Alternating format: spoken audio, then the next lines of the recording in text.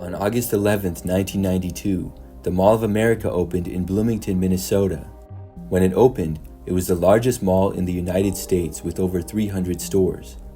There was also an indoor amusement park in the center of the mall and several levels of walkways with stores going around, with 2 main food courts.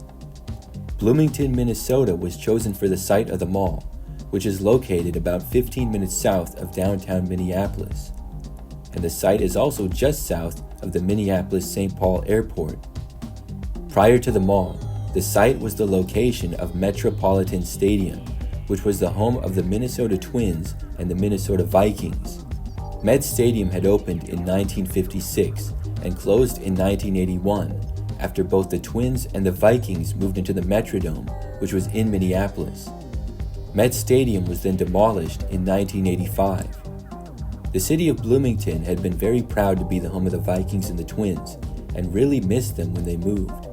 It brought lots of people to the city, and at the time, Bloomington was also home to the North Stars NHL hockey team, who played in the Met Center, which was literally right next door. However, the North Stars would end up moving out in 1993, and the Met Center was later demolished in 1994. After losing out of being able to build a new football or baseball stadium, Bloomington wanted to build something grand on the site.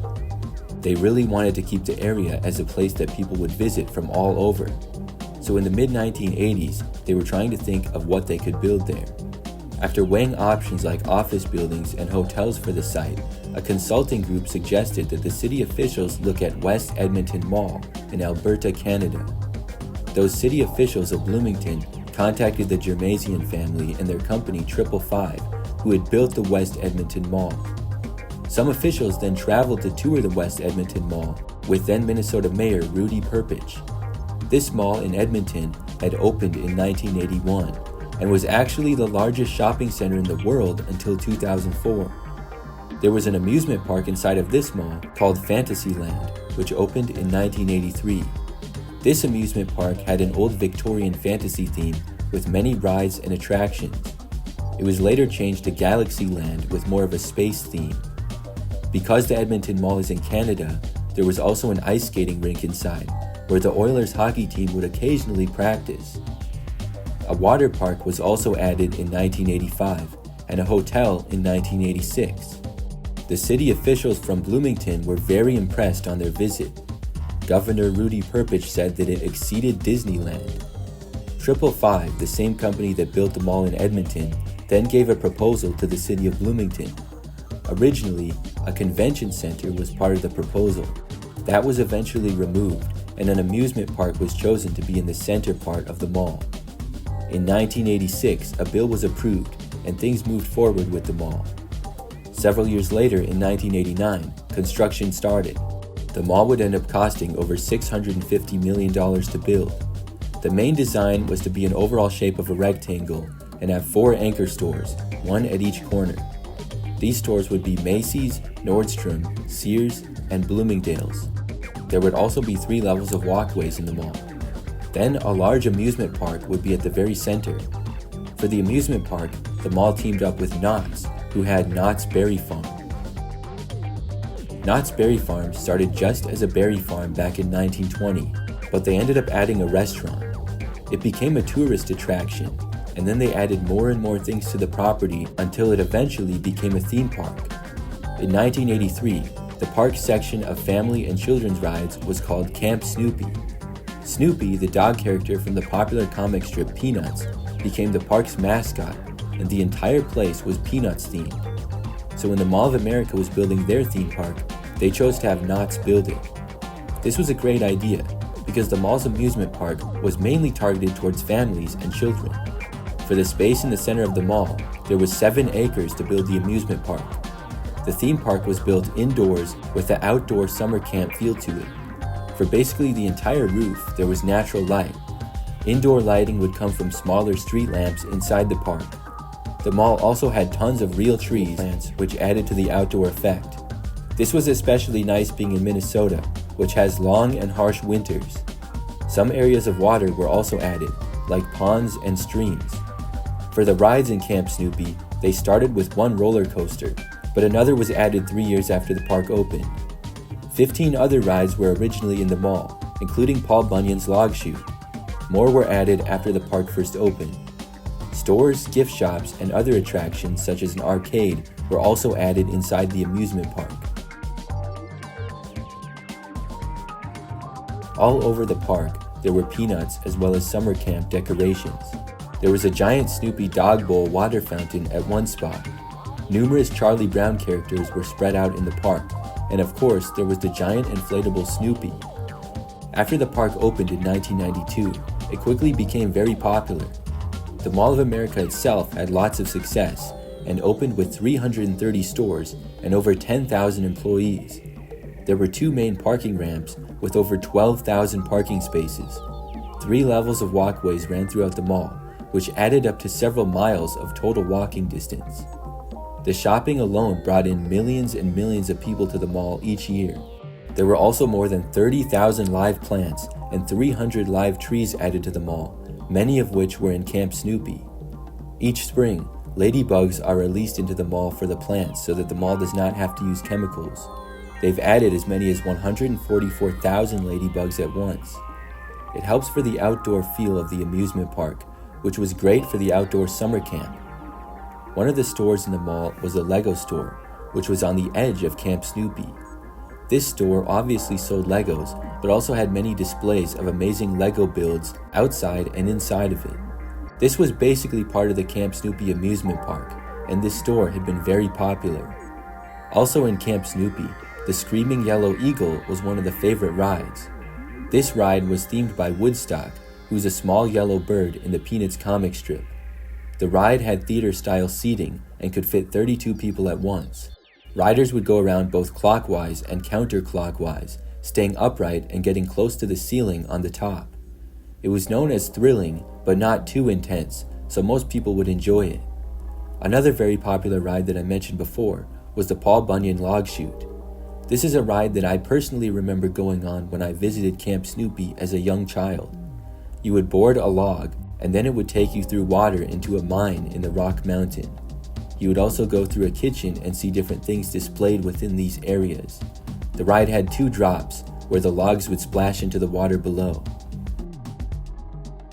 Inside of Camp Snoopy, there was also a skyscraper Ferris wheel, which was a traditional Ferris wheel going almost all the way up to the ceiling, giving riders a good view of the park. Snoopy Bounce was the most obvious to see for park visitors. It was a bounce house with a giant inflatable Snoopy on top of it. Some other popular rides were the Treetop Tumbler, Joe Cool's Driving School, which was basically bumper cars, and Character Carousel. Some popular children's attractions were the Saloon Race, Bloomington Express, Red Baron, and Speedway. Because the park was built over the site of the old Met Stadium, several monuments were added as well. A plaque was added where the original site of home plate was, as well as much later in 2018, a plaque was added where the 50-yard line of the football field was. Another interesting thing added was the single red seat hanging from the wall above the log ride. It was added for the longest home run ever hit at Met Stadium, which was by Harmon Killebrew of the Minnesota Twins. The seat is the exact height and distance of where the ball landed in 1967. Camp Snoopy, as well as the entire Mall of America, became very popular in the 90s. Millions and millions of people visited every year. Several movies and TV shows were even filmed there during that time. Camp Snoopy also added several rides and attractions, including the roller coaster known as Little Shaver. In 1998, the park added the Mighty Axe, a ride similar to the Screaming Yellow Eagle, but more intense. Ghost Blasters was added in 1999, which is where riders go through a themed building and have laser guns. Also added in 1999 was the children's ride Frog Hopper, which is a version of a common theme park ride that takes riders up and down. Into the 2000s, the mall continued its success. One of the attractions that I remember liking as a kid was one where you could control an RC car or an RC boat in a pond. However, I can't find any information or photos of these. By 2005, the park had been around for over 10 years and it was still very successful. So when did things start going downhill for Camp Snoopy? Well, by 2005, the park had been around for over 10 years and was still very successful. However, there were plans announced to do a refresh of the Snoopy branding around the park. The canoe logo was going to be replaced with a new roller coaster logo. This did not end up happening though. Cedar Fair, which owned Knott's Berry Farm and other theme parks as well, owned the rights to the Peanuts branding in theme parks. They had the rights because of an agreement with United Media, which was the licensing and syndication agency for Peanuts. Early in 2005, there was a disagreement between the Mall of America and Cedar Fair about marketing for Camp Snoopy in and outside of the USA. Early in 2006, Mall of America wanted to promote the park in certain markets, and they said that Cedar Fair would not let them. So the two sides ended up parting ways, and the Mall of America lost the rights to use the Peanuts theme or characters. That meant that Camp Snoopy would be coming to an end. It was announced on January 9th of 2006. In this announcement, the mall said that United Media had asked them to stop using the Camp Snoopy name and theme by January 19th of that same year. Many parkgoers were shocked, saddened, and really felt blindsided by the news. As it turns out, Mall of America officials felt that it was best to move on from Camp Snoopy anyways. Some officials said that Peanuts was a tired property frozen in time and didn't have opportunity to expand. This was a shame because the Peanuts Snoopy brand was very big in Minnesota. The creator of the Peanuts comic strip, Charles M. Schulz, was born and raised in the Minneapolis-St. Paul area. But this news also meant that the mall now had 10 days to get all the Peanuts branding out. Because of the short time, some people didn't even realize this was going on. And with the short deadline, there was a rush job done that was pretty sloppy. The theme park was renamed to just The Park at MOA, which obviously sounds very generic. Everything with Peanuts characters or names on it had to be taken down. So the Snoopy Dog Bowl water fountain, for example, they replaced Snoopy with the Mall of America logo. However, it still looked like a dog bowl. This was basically repeated everywhere around the park. The Mall of America was basically just taking off the Peanuts characters and slapping some generic looking thing over it in its place. One of the most obvious changes was the giant inflatable Snoopy. Snoopy was simply taken off and they just kept the rest. They changed the name from Snoopy Bounce to just Bounce. Obviously, people were devastated. This time period for the theme park was really lame and also odd. There was also a somewhat sad and dull feel to the place. I mean, it went from such a fun theme with Snoopy in a summer camp to a characterless park. The strange thing was that most everything was still there and open, and surprisingly, the mall still averaged about 7.6 million rides a year without a brand. Meanwhile, the mall was working to try to find another partner for the theme park. They obviously didn't want to stay as just the generic park at MOA, but things take time. Finally, on July 25th, 2007, the mall announced that the theme park would become Nickelodeon Universe. Nickelodeon is obviously a very successful and popular TV channel and brand for kids and teens. It is responsible for characters like Dora the Explorer, Blue's Clues, and SpongeBob SquarePants, as well as many others. The park would now be themed with Nickelodeon colors and characters. And a month later, on August 27th, construction on it began. However, the park stayed open during this time. Most of it would be available for visitors, with whatever areas were being worked on just blocked off. This was also a weird time for the park. Basically what the mall was doing was taking every ride and now making it a Nickelodeon theme. But the park also made overall improvements as well, and actually added 4 attractions. Those would be the Avatar Surf Rider Oscillate Ride, Bouncing Spring Ride, bumper cars for kids, and a SpongeBob themed roller coaster. About $30 million were put into the new attractions, more food options as well, and a higher tech ticket system. So it went from Snoopy to nothing to Nickelodeon. Unfortunately, during the renovations, the 3D Theater Mystery Mine ride was demolished, with the mall calling it dated. The SpongeBob roller coaster called SpongeBob Rock Bottom was built in its place. Also getting demolished was a fairly large water area with a fountain that previously had many Peanuts characters as well as other decorations. Replacing this space was the 3 new rides aside from the roller coaster. More of the water, such as ponds and streams, were taken out. For the rest of the park, the bounce house we talked about earlier became SpongeBob Pineapple. The kids ride Red Baron became Blue Skidoo, which was Blue's Clues characters. Paul Bunyan's Log Chute became just Log Chute, and the Screaming Yellow Eagle eventually became Danny Phantom Ghost Ride. However, this ride was demolished in 2015 and replaced with a Teenage Ninja Turtles ride. Overall, pretty much every single attraction was changed.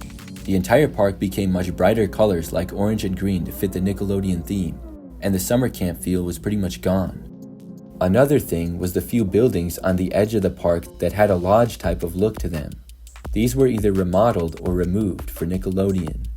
The construction on Nickelodeon Universe was complete on March 15, 2008, so a little under 6 months since it started. Here are some pictures of Camp Snoopy versus Nickelodeon Universe, and you can see the big differences. Based on looking at these photos, it appears that the mall also removed some of the pine trees from the park and replaced them with other types of trees. I also think there are less trees overall than when it was Camp Snoopy. The pines had really helped with the summer cabin feel. With Nickelodeon Universe, the only part of the park that really feels like a summer camp anymore is the Log Chute. This ride feels like it was changed the least, and also takes up a lot of space. It has not been painted bright Nickelodeon colors, but still has the outdoor look with the rocks and trees as well as the water. The new park actually had more success than Camp Snoopy had, averaging around 8.5 million rides per year, while Camp Snoopy averaged in the high 7 millions. The park remains open to this day as Nickelodeon Universe. It's a good park, but there are still many people who miss the original Camp Snoopy. Those people are mostly the ones that grew up going to Camp Snoopy as kids and have lots of good memories there, or the parents who did as well. Today, there's still a Camp Snoopy at Cedar Point Theme Park in Ohio, as well as the original one at Knott's Berry Farm in California, and several others. That's all for today's video. Thanks for watching, and we'll see you next time.